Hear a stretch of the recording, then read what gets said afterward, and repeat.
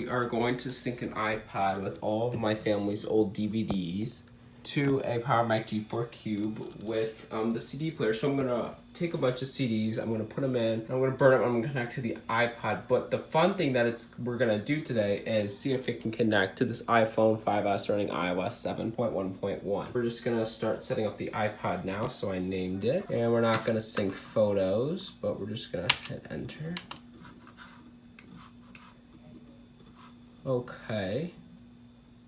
And then we get this layout here. This was 10.4.11, I think. Yeah, so this is the CD player. iTunes U Books. Photos, we have no photos. And contacts. Oh, do we have contacts here? Let's see.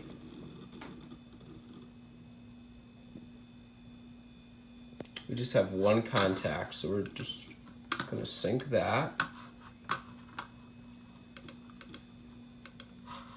Then we just click check for everything. Do we have iPhotos? I don't think we have any photos on this computer.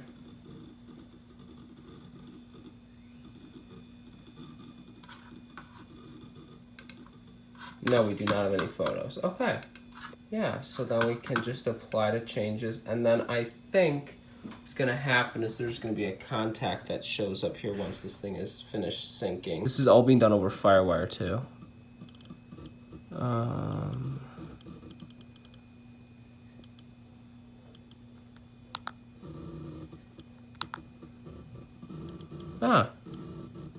There we go, Apple computer.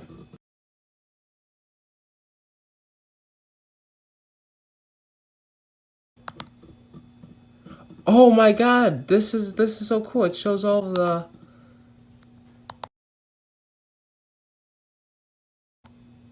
Okay, what about that? Huh, interesting. This is the sample. That's so cool. Alright, so now that I know it works, we're not going to use it on the iMac because this was going to be the backup.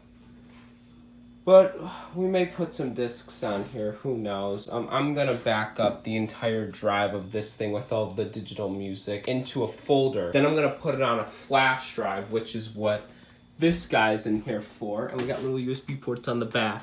And then I'm gonna take that to basically all of the computers in my collection to get music on all of them. And it's just gonna be burning CDs, burn them down, getting them in here, all the CDs in the house. It's gonna be a lot of fun. The only thing that's gonna be the difference and this phone versus like stuff you buy on iTunes is you're not gonna get the album art. You're just gonna get the track number. But I'm fine with that. It's cool. I have some other iPods that are like that, but I have a bunch of other iPods that actually have music on it, so I'm not too worried. But we're not going to get the album art or that album art integration. That's really what iTunes is all about now and what Apple Music is famous for. But we're not missing out on much. I cannot plug this in here, so I'm going to have to plug this into the back, which means I'm going to have to take out the speakers. Okay, so I think the iPhone has connected.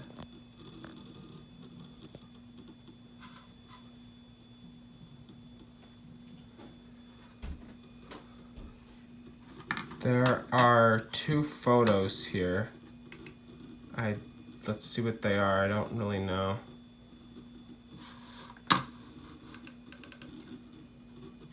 Oh, just some Russian stuff. Okay. But what about, oh, can I not sync? Oh, I can't. Okay, so I guess we're just doing this with the iPod and then I have to sync that device. I have to use the flash drive. Sync this boy to another computer. I'll probably use this guy because it's running 10.6. I'm gonna just see how much storage do I have here. Oh, is this an ATA drive? Oh, it is. Wait a minute. Is this thing seriously only 20 gigs?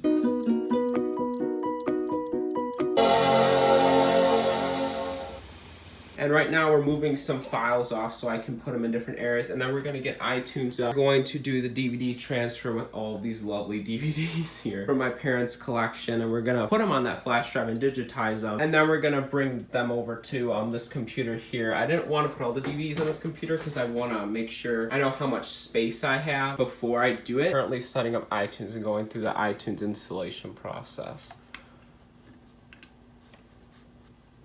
This is kind of what it looked like. Yes, we would like to do that. This is a feature that was used so that if you put in a CD like this, it would find the album art and try to help you. Didn't really work all that well, and it was primarily for people who bought it off the iTunes store. None of the music on the CDs that go on here will have album art. Here's the old iTunes store, and we have CD that is coming in quickly. Oh, and then there you go, and then we just import it. Would you like to import another CD? Yeah, we would. And then it's just automatically in there. Oh, there it goes. And then this is just gonna take a little bit of a while. We have little animations up there, show you what track is on. Just a little update on what's going on. I'm just running all the CDs in. Everything's going great, there's no problems.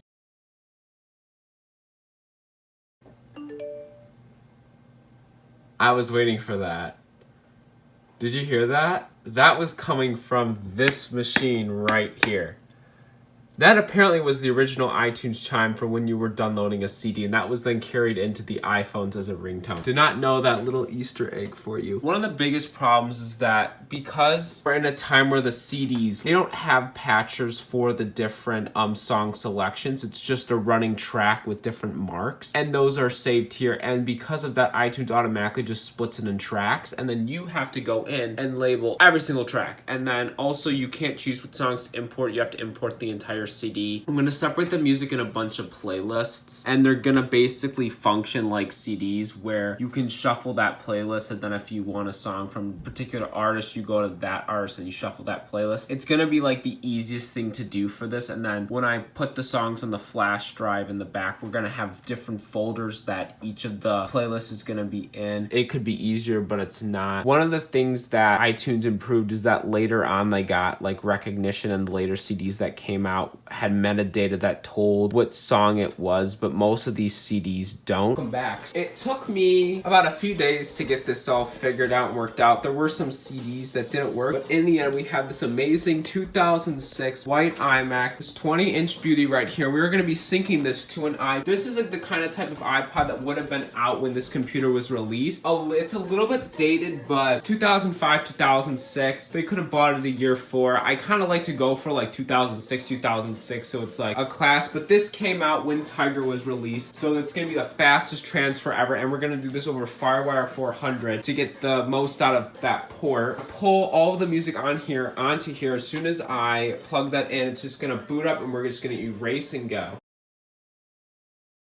Alright, so we're going to zippity zoop, and we're going to undo the unlock, and it says do not disconnect, waiting for the iMac. The iMac is gonna sync, it's gonna stop here, and it's gonna be erase and sync. And we're going to go through this process of Brandon CDs, and let's see what's going on here. Okay, so we're not restoring. What we're gonna do is we're gonna music, and we're gonna press Sync Entire Music Library. We have no podcasts or anything else, and it should just allow us to sing. Oh, here we go. We are syncing 1,306 hits, and we cannot disconnect the iPod at this time because we do not want anything to happen. And if you do disconnect the iPods during this time, it'll go into a failsafe, and you'll have to reinstall the entire software just to make sure that nothing bugs out on these things, because to access the hard drive and to decorrupt the hard drive is a very difficult process. Unlike on here, and you can already see the fastness of FireWire 400 going on there. We are already at 125, so this is gonna take like no time at all. FireWire 400 was such a great port, and I'm so happy that USB-C replaced that, because with 40 gigabits a second max transfer speed, this would literally be done in no time flat. And actually, using USB-C for this USB drive is absolutely unbelievable. It's so lightning fast, you can't even fathom it. All right, we are still going through. I'm going to catch you in the meantime once this is done, and I'm going to show you how the iPod works. Okay, so while the iPod is continuing its syncing, I'm going to teach you something about this little guy right here. This is a Apple remote that used to come with all Apple devices starting in 2003 all the way up to 2008. After 2008, you did not receive this little guy in the box. And the reason why you not receive this guy in the box is because we went to 10.6. And in 10.6, we did not have something called cover flow, which is this right here. A beautiful chime animation, and then you get this selection. You use the skip button to switch through photos, DVDs, videos, and this was basically what the Apple TV was. If you turned on an original Apple TV, this is the setup you got. And it was very continuous and fluid with the operating system, and you could go into your music.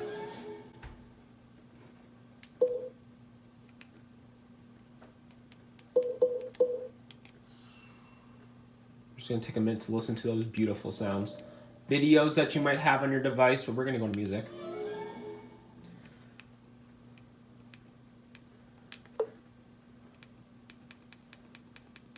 And we're just gonna shuffle the faves. And then we're gonna get this, and then you can skip between the favorite songs. This is a good one.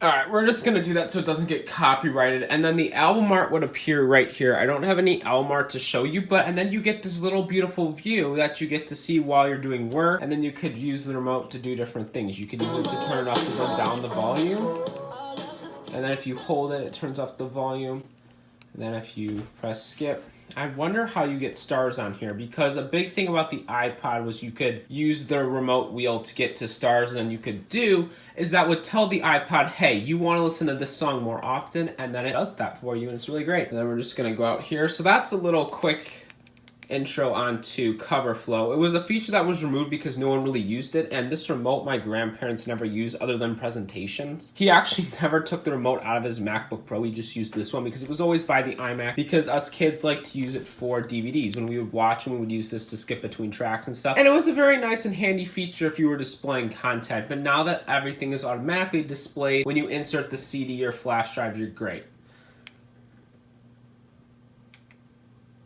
iPod is now officially synced, so let me get my Steve Jobs style headphones in.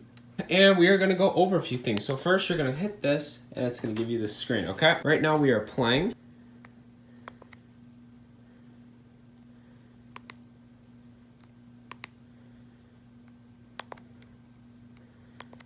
Alright, and now we're going to go check out photos, because we can actually play this stuff while we view our photos. So I'm going to choose a better song.